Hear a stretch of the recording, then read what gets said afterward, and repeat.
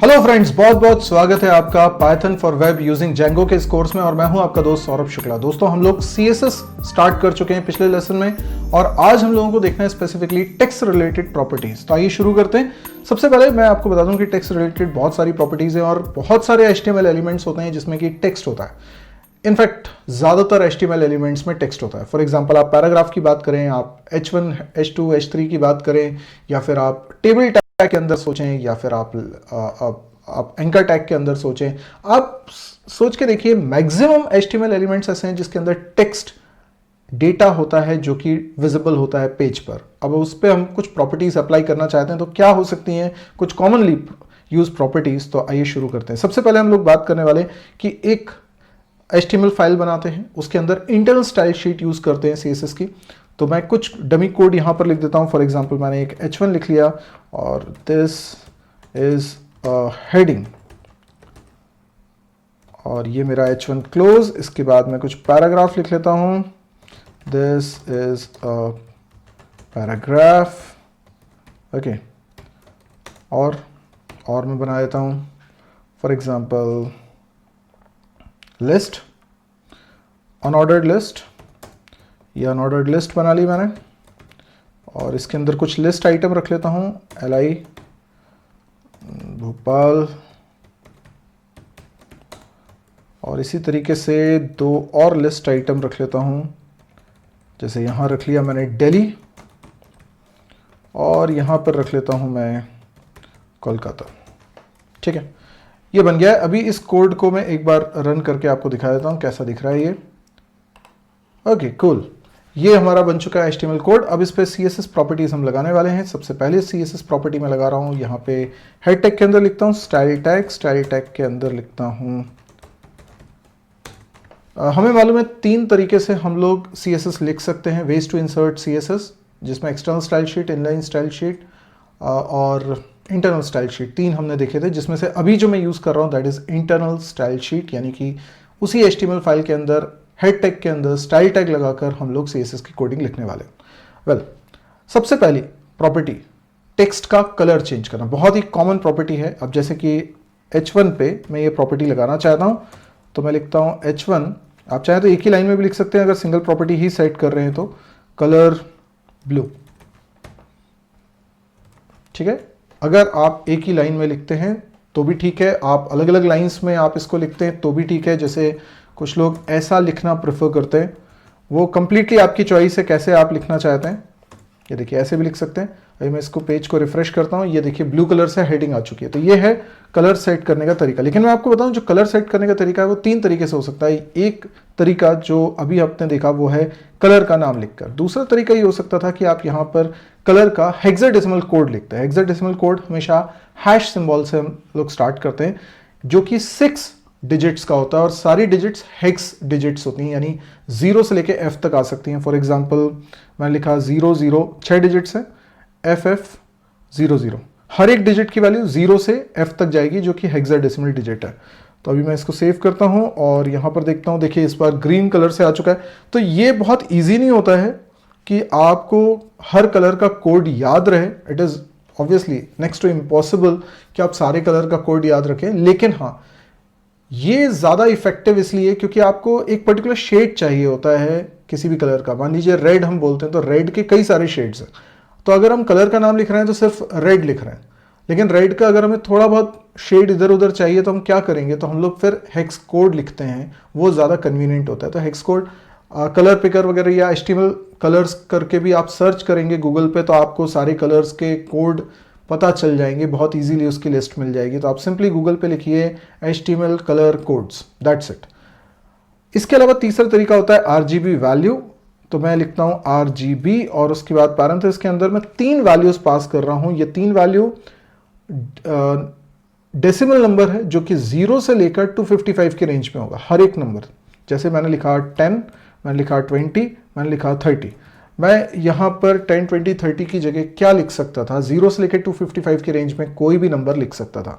अभी मैंने लिखा है तो इसको रन करके देखते हैं। ये देखिए, कुछ ब्लैक, एग्जैक्टली ब्लैक नहीं है, वो कोई दूसरा कलर है। चलिए मैं यहाँ पर थोड़ा सा और चेंज करके देखता हूँ। ये 100 कर दिया मैंने। आप देखिए यहाँ पर कलर थोड़ा सा मरून की तरफ जा रहा है।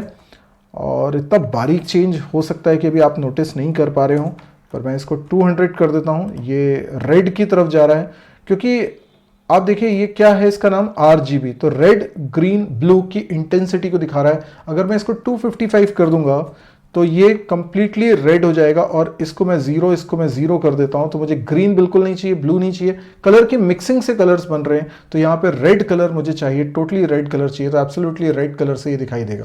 तो आप देख सकते हैं इस तरीके से कलर की वैल्यू हम 3 तरीके से यहाँ पर लिख सकते हैं। चलिए अब हम लोग बात करते हैं टेक्स्ट अलाइनमेंट की। टेक्स्ट का अलाइनमेंट किस तरीके से हम कर सकते हैं, जैसे कि मान लीजिए यहीं पर H1 के टेक्स्ट का अलाइनमेंट मुझे करना है, तो मैं लिखता हूं टेक्स्ट अलाइन। टेक्स्ट अलाइन की जो वैल्यू है वो क्या क्या हो सकती है, या तो मैं लिख सकता हूं लेफ्ट या मैं लिख सकता हूं राइट। अब आपको टेक्स्ट का अलाइनमेंट कहां रखना है उसके हिसाब से लेफ्ट रखना है, बाय डिफॉल्ट कहां है, लेफ्ट में। अभी मैं इसको राइट कर देता हूं, राइट, ठीक है। तो राइट कर देने से क्या हो जाएगा, ये पूरा राइट साइड में चला जाएगा। तो टेक्स्ट अलाइन की वैल्यू लेफ्ट भी हो सकती है, राइट भी हो सकती है, जस्टिफाई भी हो सकती है। आप लोगों ने देखा होगा कि जब आप कोई पैराग्राफ लिखते हैं तो आप MS वर्ड में तो आप लोगों ने सबने एक्सपीरियंस किया होगा कि अगर जस्टिफाई कर देते हैं तो जो लेफ्ट और राइट बॉर्डर होती है वो बिल्कुल एक सीध में आपको टेक्स्ट दिखाता है। टेक्स्ट स्ट्रेच होकर इस तरीके से सेट हो जाता है कि वो एक रेक्टेंगल जैसा दिखाई दे रहा होता है। तो आप जस्टिफाई भी लिख सकते हैं या फिर आप सेंटर भी लिख सकते हैं, अगर आप सेंटर अलाइन करना चाहते हैं तो सेंटर। अभी आप देखें, मैं इसको चला के दिखाता हूं, ये सेंटर में आ चुका है, दिस इज द हेडिंग। तो टेक्स्ट के अलाइनमेंट को आप इस तरीके से कर सकते हैं सेट। अब हम बात करते हैं एक अगली प्रॉपर्टी की जिसका नाम है टेक्स्ट डेकोरेशन। टेक्स्ट डेकोरेशन क्या करता है, देखिए टेक्स्ट डेकोरेशन, देखो टेक्स्ट डेकोरेशन क्या होता है ना, जैसे आपको अंडरलाइन करना है तो आप टेक्स्ट डेकोरेशन का यूज करो। आप जैसे इसमें लिखते हो अंडरलाइन, तो ये हो गया अंडरलाइन। तो ये जो टेक्स्ट दिखाई दे रहा है ना, दिस इज अ हेडिंग, आप देखोगे कि इसके नीचे एक लाइन आ चुकी है। बहुत रेयर, लेकिन कभी अगर आपको जरूरत पड़ती है तो आप इसमें ऊपर भी लाइन बना सकते हैं। Yes, overline, overline. तो आप देखेंगे कि ये जो लाइन है ये नीचे की बजाय ऊपर आ गई है। तो केवल अंडरलाइन ही नहीं, आप ओवरलाइन भी कर सकते हैं। साथ ही अगर आप चाहते हैं कि नहीं मुझे लाइन बीच में से ले जानी है टेक्स्ट को काटते हुए, तो वो भी आप यहां पर कर सकते हैं। उसके लिए आप लिखते हैं लाइन हाइफन थ्रू, ठीक है। आप देख सकते हैं कि दिस इज अ हेडिंग, इस टेक्स्ट को काटते हुए। आपने कई बार कई साइट्स पे इस तरीके से इफेक्ट देखा होगा कि या कुछ टेक्स्ट है जिसको कि काटा हुआ है, खासतौर पे जैसे प्राइस में कुछ चेंजेस हुए हैं तो प्राइस को पहले एक स्ट्राइक थ्रू किया हुआ है और उसके बाद फिर अभी की अपडेटेड प्राइस आपको दिखाई दे रही है। तो इस तरीके से आप बना सकते हैं। और कई बार ऐसा होता है, जैसे आपने एंकर टैग पे देखा होगा कि बाय डिफॉल्ट टेक्स्ट जो होता है वो अंडरलाइंड ही होता है, एंकर पे आपको ध्यान होगा। तो अगर आप चाहते हैं कि उस पर कोई by default text decoration apply ना हो तो आप लिख सकते हैं नन। यानी किस तरीके से लिख सकते हैं, यहाँ तो उसकी जरूरत नहीं, वो एंकर टैग में खास तौर पे यूज होती है। नन, नन लिख देंगे तो इसका मतलब किसी तरह का टेक्स्ट डेकोरेशन उसमें नहीं होगा, ना अंडरलाइन, ना ओवरलाइन, ना लाइन थ्रू, ठीक है। तो ये हो गया। अभी फिलहाल मैं इसको लिख देता हूँ अंडरलाइन, गॉट इट। तो ये हो गया हमारा टेक्स्ट डेकोरेशन। इसी तरीके से हम बात करते हैं टेक्स्ट ट्रांसफॉर्मेशन की। टेक्स्ट ट्रांसफॉर्मेशन क्या है, जैसे मान लीजिए मैं इस बार पैराग्राफ पे लगाता हूँ, हमने जो पैराग्राफ लिखा हुआ है इस पे मैं लगाता हूँ।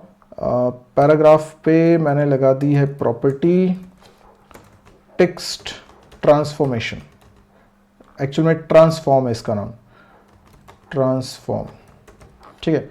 अब टेक्स्ट ट्रांसफॉर्म जो प्रॉपर्टी है उसकी वैल्यू क्या हो सकती है, यानी टेक्स्ट को हम ट्रांसफॉर्म करना चाह रहे हैं या तो हम कैपिटल लेटर में कन्वर्ट करना चाह रहे हैं, तो मैं लिखूंगा अपर केस, अपर केस। तो आप देखेंगे जो कुछ यहाँ पे पैराग्राफ में लिखा हुआ है, अभी आप पैराग्राफ को देख सकते हैं स्मॉल लेटर्स में दिखाई दे रहा है। मैं इसको थोड़ा सा बड़ा इसको कैपिटल कर सकता हूँ। ये जो कैपिटल लेटर में दिखाई दे रहा है ये इसलिए क्योंकि मैंने अपर केस लिखा हुआ है, राइट। अगर आप इसकी जगह लोअर केस करना चाहते हैं तो लोअर केस भी कर सकते हैं, लोअर केस, ठीक है। तो जो पूरा टेक्स्ट है वो लोअर केस में दिखाई देगा। अगर इसके अलावा एक और चीज होती है कैपिटलाइज, कैपिटलाइज, कैपिटलाइज क्या होता है कि हर एक शब्द का पहला पहला लेटर कैपिटल हो जाएगा। देखें, देखिए दिस इज अ पैराग्राफ में दिस का टी कैपिटल है, इसका आई कैपिटल है, ए कैपिटल है, पैराग्राफ का पी कैपिटल है, यानी हर वर्ड का पहला पहला लेटर कैपिटल हो जाएगा। तो इस तरीके से भी आप लिख सकते हैं। फिर हम बात करें फॉन्ट स्टाइल की। अगर आप फॉन्ट को इटैलिक करना चाह रहे हैं तो फॉन्ट स्टाइल को आप यूज कर सकते हैं। जैसे मान लीजिए यहाँ पर अगर हम इटैलिक करते हैं तो चलिए मैं एक काम करता हूँ, ये जो LI है ना इस पर मैं अप्लाई करता हूँ और इसमें इनलाइन स्टाइल के रूप में मैं अप्लाई कर देता हूँ।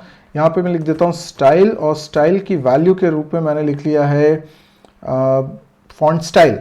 फॉन्ट स्टाइल की जो वैल्यू है वो मैं कर देता हूँ इटैलिक। ओके, तो देखें क्या होता है। पहला वाला जो भोपाल लिखा हुआ है ना ये चेंज होगा, देखिए ये भोपाल अब इटैलिक हो गया। Yes, this is possible.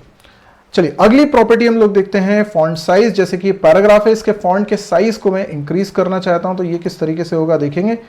ये मैंने पैराग्राफ के ऊपर प्रॉपर्टी लगाई है, इसमें लिख देता हूं मैं फॉन्ट साइज और इसकी वैल्यू कर देता हूं let's say 20 pixel. By default ये 14 पिक्सल या 16 पिक्सल कुछ रहता है। अभी आप देखेंगे कि ये पैराग्राफ के फॉन्ट का साइज इंक्रीज हो गया।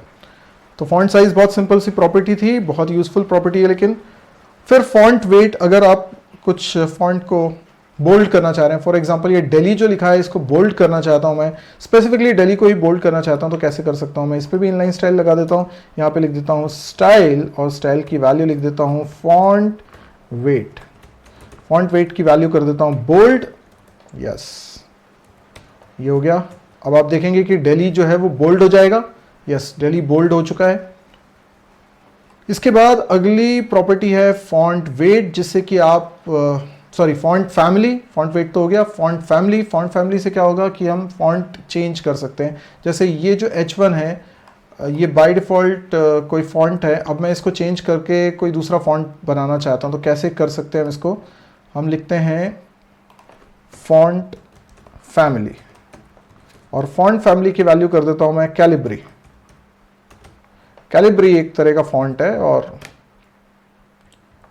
आप देखेंगे कि किस तरीके से चेंज हो जाता है। ये दिस इज अ हेडिंग अभी लिखा हुआ है, अभी मैं रिफ्रेश कर रहा हूं, ध्यान से देखिए ये फॉन्ट चेंज हो चुके हैं। दिस इज अ हेडिंग, ये कैलिब्री फॉन्ट हो चुके हैं। इनफैक्ट कोई भी फॉन्ट आपको जो मालूम है आप वो यूज कर लीजिए यहां पर। नेक्स्ट कई सारी छोटी छोटी प्रॉपर्टीज होती हैं, जैसे कि लेटर स्पेसिंग आप बढ़ाना या घटाना चाहते हो तो वो भी आप कर सकते हो। फॉर एग्जाम्पल मैंने लिखा लेटर स्पेसिंग। लेटर स्पेसिंग जो प्रॉपर्टी है इसकी वैल्यू भी पिक्सल में मैं देता हूं, जैसे मैंने दे दिया 10 पिक्सल। और अब आप देखिएगा कि जो दिस इज अ हेडिंग लिखा है उसमें हर दो लेटर के बीच में, हर दो कैरेक्टर के बीच में जो स्पेस है उसको मैंने चेंज कर दिया है और वो चेंज हो गया है 10 पिक्सल। तो इसीलिए ये ऐसे स्ट्रेच होकर दिखाई दे रही है। कई बार आप पूरी वेबसाइट में सभी हेडिंग्स में ये इफेक्ट देना चाहते हो तो फिर आप एक्सटर्नल स्टाइल शीट यूज करके ये प्रॉपर्टी को उसमें सेट करो। इस तरीके से जैसे कि आप लेटर्स के बीच में स्पेसिंग करते हैं, वर्ड्स के बीच में भी स्पेसिंग कर सकते हैं। जैसे मैं पैराग्राफ पे ये चीज़ आपको अप्लाई करके बताता हूँ। मैंने लिखा वर्ड स्पेसिंग और इसकी वैल्यू कर देता हूँ सपोज करो 10 पिक्सल। तभी आप वर्ड देखिएगा, हर एक वर्ड देखिएगा इस पैराग्राफ का हर दो वर्ड के बीच में जो स्पेस है वो बढ़ गई है, वो इसीलिए बढ़ी है। इस तरीके से लाइन हाइट को भी आप चेंज कर सकते हैं। अब लाइन हाइट कैसे चेंज होगा, जैसे ये भोपाल, दिल्ली, कोलकाता ये लिखा हुआ है, इधर मैं लाइन हाइट चेंज करना चाहता हूं तो मैं यहां पर लिखता हूं सपोज करो LI और LI के ऊपर प्रॉपर्टी लगाता हूं लाइन हाइट और इसको कर देता हूं 20 पिक्सल। बहुत ज़्यादा हो गया है वैसे ये। और आप देखिए कि ये लाइन हाइट थोड़ी सी इंक्रीज हो चुकी है क्योंकि मैंने यहाँ 20 पिक्सल कर दिया है। बाय डिफ़ॉल्ट भी कुछ विड्थ कोई गैप तो होता ही है। अभी मैं 20 की जगह यहाँ पर 40 कर देता हूँ तो आपको थोड़ा गैप ज़्यादा समझ में आ जाएगा। ये देखिए ये गैप जो दिखाई दे रहा है ना वो इस तरीके से हम लोग लाइन हाइट से कर सकते हैं। तो आई होप आपको ये सारी प्रॉपर्टीज समझ में आई होंगी। ऐसा नहीं है कि प्रॉपर्टीज इतनी ही हैं, प्रॉपर्टीज बहुत सारी हैं और अगर हम केवल CSS के बारे में सीखेंगे तो फिर बहुत सारी और भी प्रॉपर्टीज की बात कर सकते हैं। पर मुझे ऐसा लगता है कि अब आपको एक बेसिक आइडिया हो गया तो आप और इसको एक्सप्लोर कर लेंगे। CSS की और नई प्रॉपर्टीज के साथ हम अगले लेसन में फिर हाजिर होंगे। आज के लिए इतना ही दोस्तों, थैंक यू।